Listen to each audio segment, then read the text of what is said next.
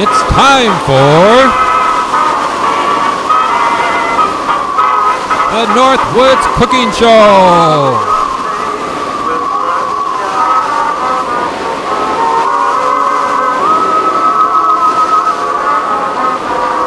Starring Uncle Roy and Miss Callie, the troublemaking dog.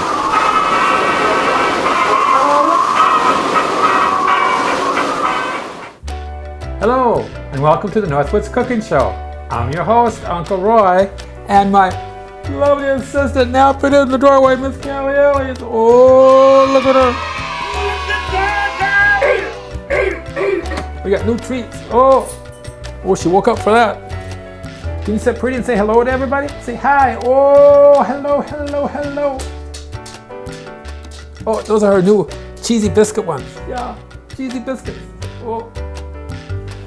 Well, on today's show, because of the weather, as of filming, we got what? It's about almost 40 degrees in December. Can you stand it? Anyway, but when you're watching this is probably going to be in January, I think. Anyway, or February, doesn't matter. It's going to be cold, and we need some hot, warm, hearty, substantive type of cooking, and we're going to do some crock pot cooking today. We're going to be making a beef stew with butternut squash. Sounds good, don't it?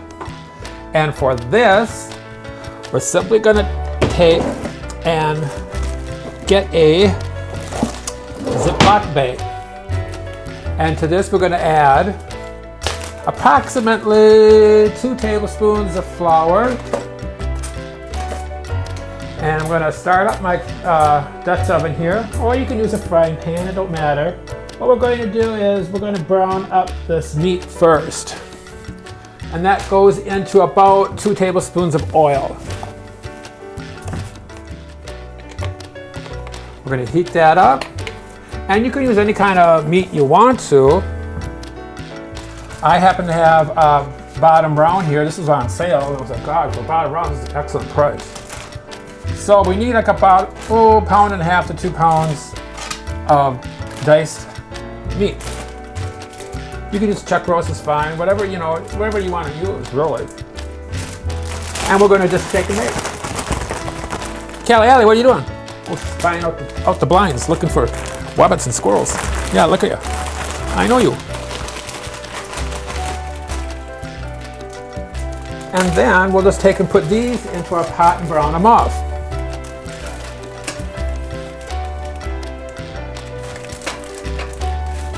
You just want to shake off the excess flour.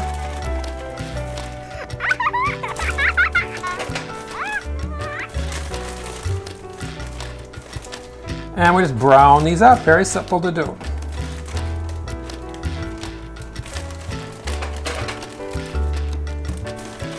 I think Callie's waiting for a piece to fall on the floor. Look at her. She's staring away. Oh.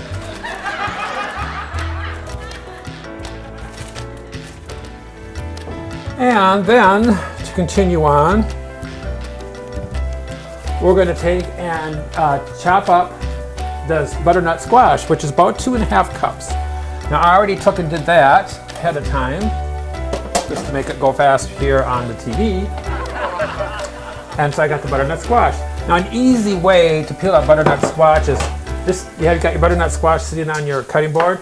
Just take your knife and go down and slice the peel right off. Boom, boom, boom, like that. Then take and cut it in half lengthwise, and just use a spoon and scoop it right out, or an ice cream scooper works best. And just scoop the seeds right out. And then just cut it up into about 1/2 to 1/4 inch chunks. And we need about 2.5 cups. But you want like about 1 large medium onion. You don't want, I'm just saying, you just don't want one of those great big jumbo ones. And this here, we're going to cut this in half, and then half again to make it 1/4. And this here we can have into bigger chunks. This is going to be stew, so you want a bigger chunk. Whoa! Almost forgot, before we even do that, always make sure to spray that crock pot. That's so important. Because I know a lot of people forget to do that. And to get the rim of the crock pot too, up and along the rim here. because all your food sticks to that and it makes it hard to clean up. So we'll put that in there.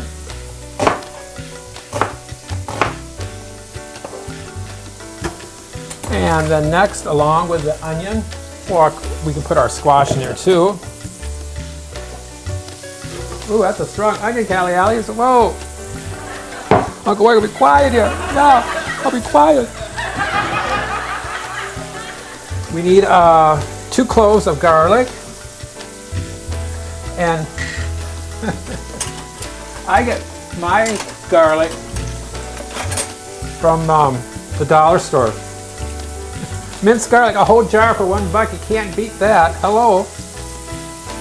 So 2 cloves of garlic would be approximately 2 teaspoons.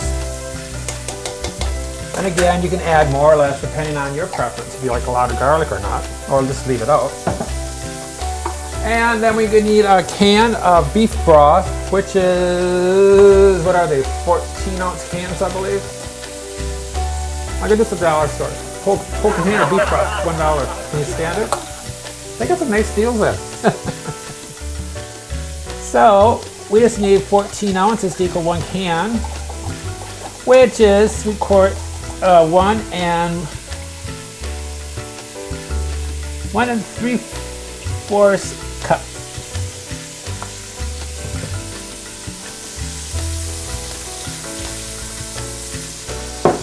Let's take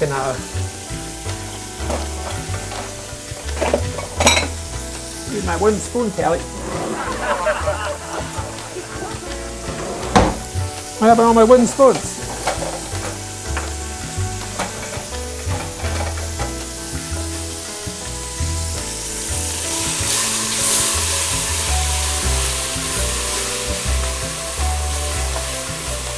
Give this brown meat a stir,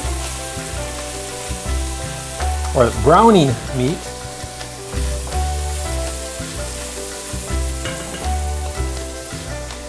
Turn that down just a little bit more. We don't want to burn the outside.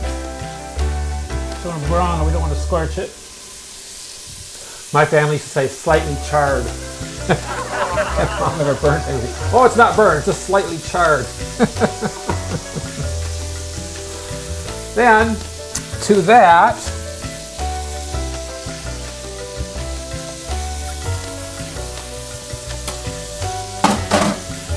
so we got the garlic in there next and the beef broth. We need 1 can of V8.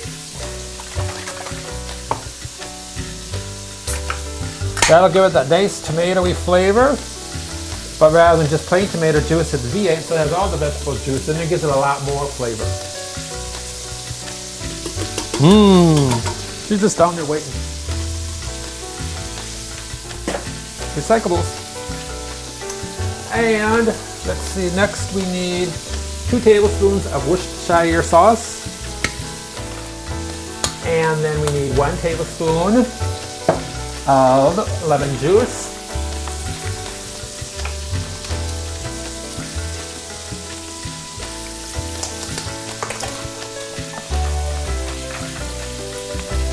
And let's see, a half teaspoon of paprika.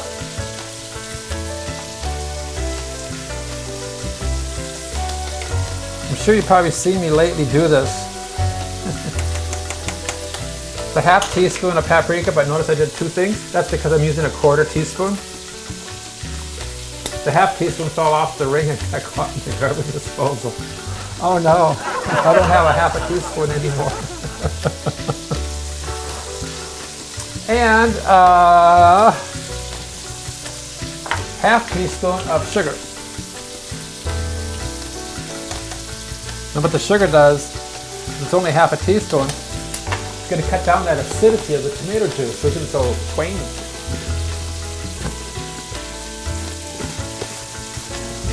You know when you bite into soups and stuff like that, when you have a spoonful and you get that woo in your cheeks, you know? That's too acidic.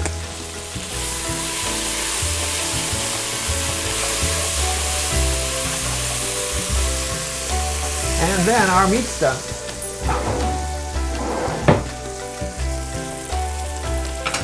And we can just pour all of this right into the crock pot. because almost all of that oil has been absorbed, so you're not pouring in a bunch of grease. And if you did have too much oil, you can just scoop off the meat and pour it in there. Just ladle that off. Okay, Callie, let's see. Oh, we need a dash of allspice. Secret ingredient. What's a dash? It's 1/8 of a teaspoon, which is 1/2 of a quarter.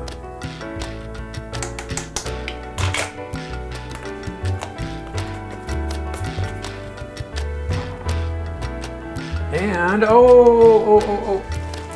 1 bag of Italian-style vegetables. Why the Italian? Because, I don't know. You can put in any vegetables you want to, but the Italian just gives it more variety of vegetables and a lot of color.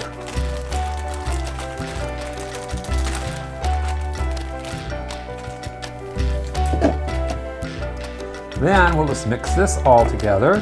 Ooh, that looks really pretty, Callie. Ah, that looks really good. Oh, yeah. Oh, look at her, she's coming out. Oh, look at her. She wanted samples. Oh, she's ready for samples. It ain't done. That don't mean anything to you, does it? No. Sample's a sample. Well, dogs like raw meat.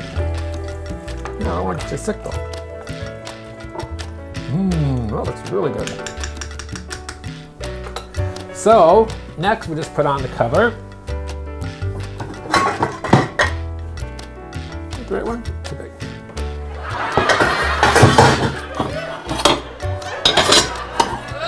That one's too small. Where are the right color?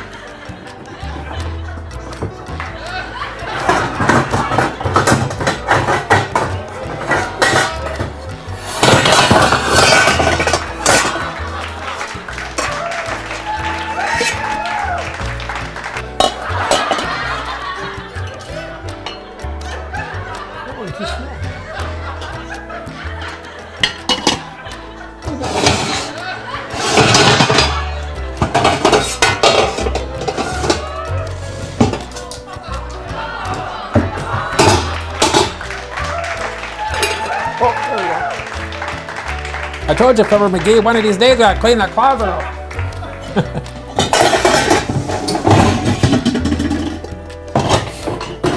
I used to listen to that old-time radio station. When I was in junior high school, I checked out every single cassette they had on old-time radio at the library. And I loved them all. Oh, The Shadow, The Lone Ranger, Gunsmoke, Fibber McGee and Molly, Egbert Bergen, and Charlie McCarthy. I mean, they were just hysterical. I loved listening to those old-time radio shows. But that was one of the jokes in Fibber McGee and Molly. Every time you went to open up the closet, everything would come crashing out, all the noise. And I guess that was the fun thing back in the Depression era, is to listen to the radio show and waiting for Fibber McGee to open up the closet and everything come crashing out. I always say that when things crash, people look at me like, what the hell are you talking about? If you didn't hear the radio show, you wouldn't catch the joke. Shoo, it goes right over your head. Anyway, I thought it was funny. So now we'll cook this, and you can put this on high for about 5 to 6 hours, or you can keep it on low for about 10 to 12 hours. So you want to look at your clock and check and see what's my work shift today. If you did this in the morning and off to work, boom, you can probably do the 10 to 12. And then if you lackadaisy afternoon or something like that, you did this in the morning, 5 to 6 hours, whatever. So it's 5 to 6 on high, or 10 to 12 on low. And I'm gonna have this on high so that it'll be done by this afternoon. And that's it for our beef stew with butternut squash. Oh, she just went past it.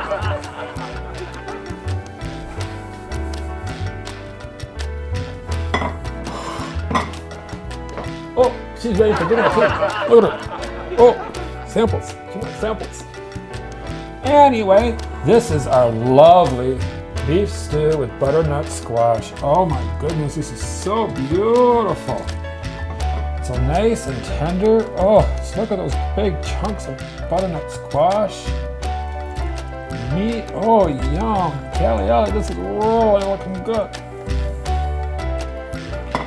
Now we also had the lovely turkey salad. And the sandwiches and this open-faced salad like that, that was really good too.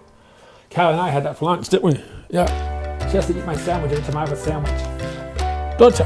You got a sample. Yeah, make sure it's good. Yeah.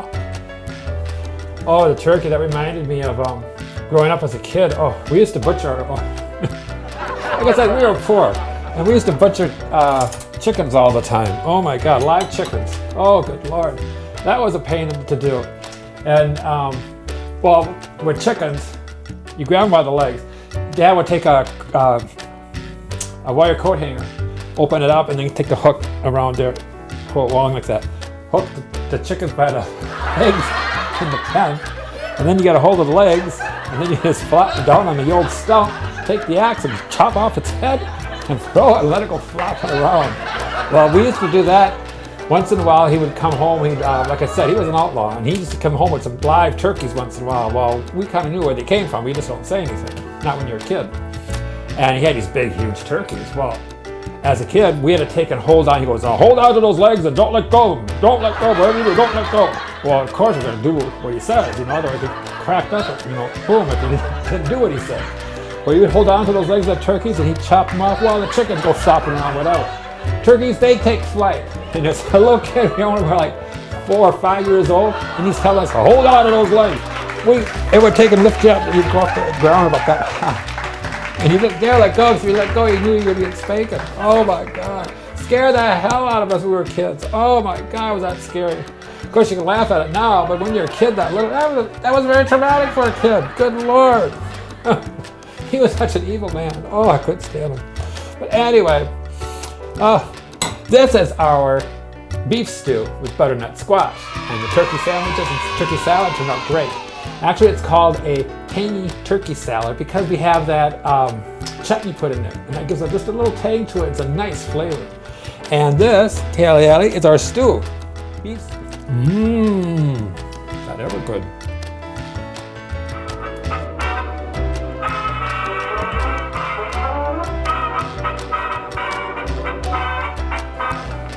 Oh, Callie, you're just waiting for something to fall, aren't you? I know you are. Yeah, you are. Welcome back. Now we're going to go on to another recipe, and this is going to be a turkey salad. Because I had leftover turkeys from the holiday, I just threw everything into Ziploc bags and froze it, and I got turkey up the yin-yang. I got lots of these little babies. So you can use turkey, you can use diced ham, you can use diced chicken, whatever you have available. But this makes we're going to make a great turkey salad here. Now, what I'm going to do is I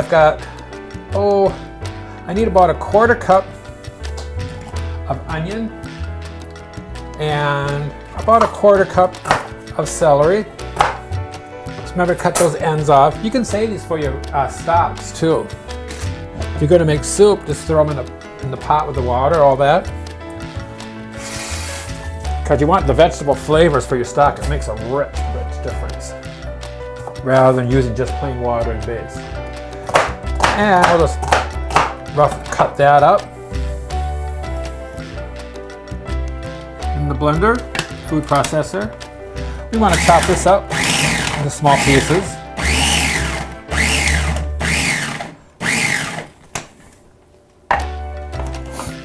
Here we go. Good, Callie.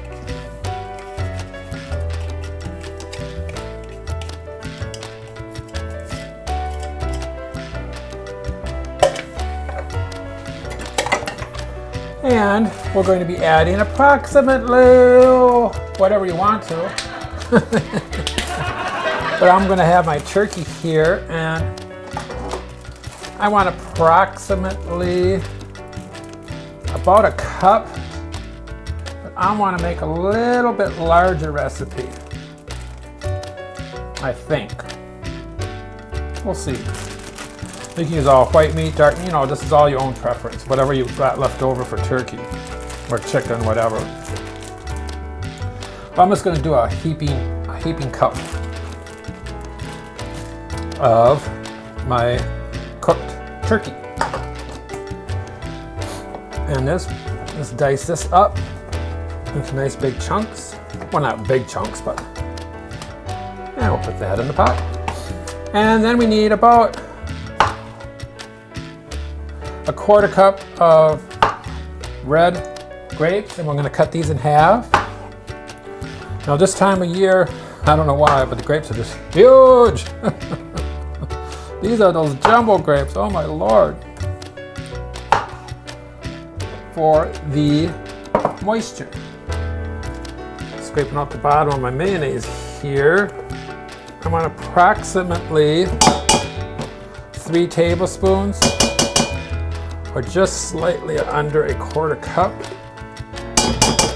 Remember now too, like I've said before, when making things, you can always add more, but you cannot take it out. So add a little and work your way up. If you put too much mayonnaise in, it's gonna get too runny and soupy. And we don't want a soupy salad, soupy sales. We don't want a soupy salad, we want something that's more firm, a chicken salad that's gonna sit on your plate or on your sandwich. Go those in the recyclables. And then we need 2 tablespoons of chutney. Now you can buy chutney in the store, and it's they have the mango chutney, which is really good. I happen to have peach chutney here that I made myself. This is really, really good. I've used this in my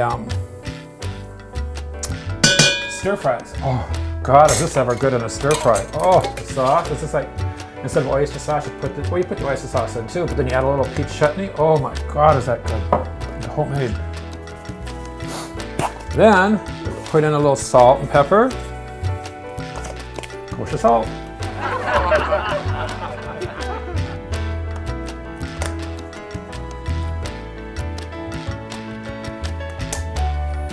And that should probably do it. See, I got my mayonnaise, chutney, chicken, grape, celery, onion, salt and pepper. That should do it. Then we just mix this all together. This is looking good, Callie. Now here's a lovely presentation of our chicken salad. Here's one way of having your open-faced chicken salad on a leaf of lettuce with some tomatoes and crackers on the side. And see how moist that is without being too wet. It's still holding its shape up. It's not, soupy. And another way is to put it on a sandwich. I got some whole wheat bread here with leaf lettuce on there, and my chicken salad, and some chips. That makes a wonderful little lunch. That is really good and tasty. Isn't it, Callie? Yeah.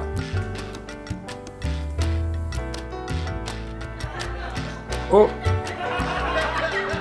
Yeah, she's waiting for the sandwich. Look at it. Oh.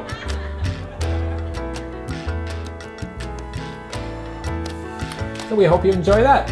Now let's answer the mail, Callie, and see who wrote us this week.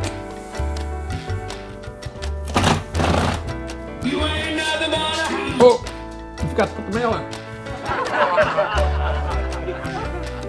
Where's the mail lady? Oh, mail lady. Mail lady. She's all excited when the mail lady comes by, because the mail lady gives her a treat. So every time we do the mail, she gets a treat. I think she thinks she gets a treat every time some person with mail goes by. Yeah.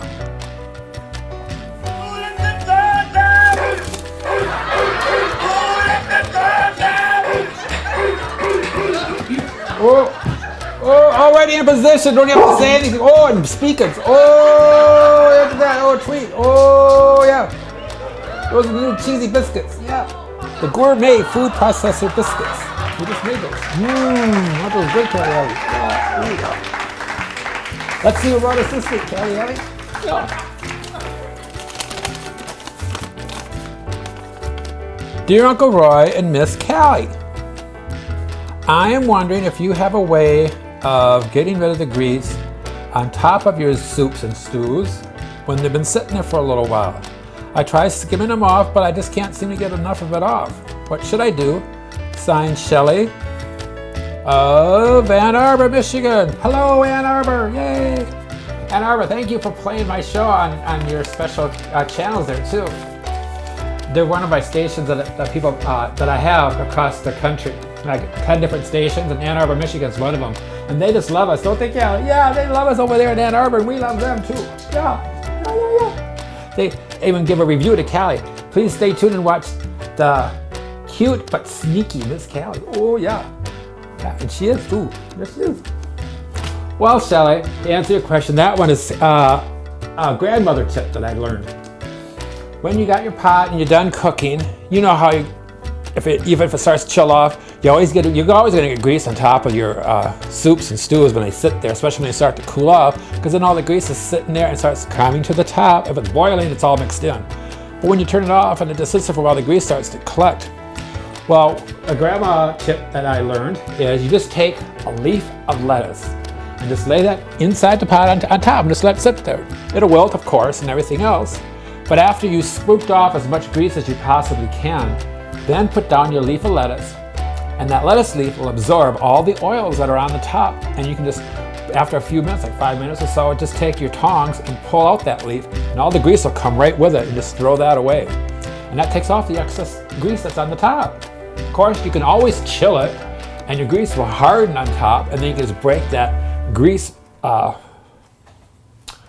like ice, you know what I mean, that hardened grease from the cold. You can just break that fat right off and just throw that fat away. But for, if it's still hot and you still want to serve it and get rid of that grease, just lay your lettuce leaf on the top, let it sit there a few minutes, and then just take and pull it out and throw it away. The grease just absorbs right to that lettuce leaf. So, Charlotte, we hope that answers your question. And I want to say Santa's help all the time, because I'm so used to saying that from the holidays. Yeah.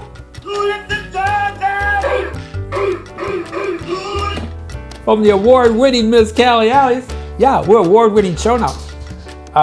We had our annual awards at our studios here in Brooklyn Park, and Callie and I won for the Northwoods Cooking Show, won for MVP Field Award, which means we were the best show made with the portable cameras outside of the studio.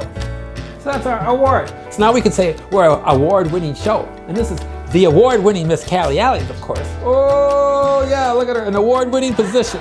Yeah. You like those cheesy biscuits? Yeah. So for Miss Callie and myself, we like to say, healthy eating, be safe, and spread the sunshine. Bye-bye.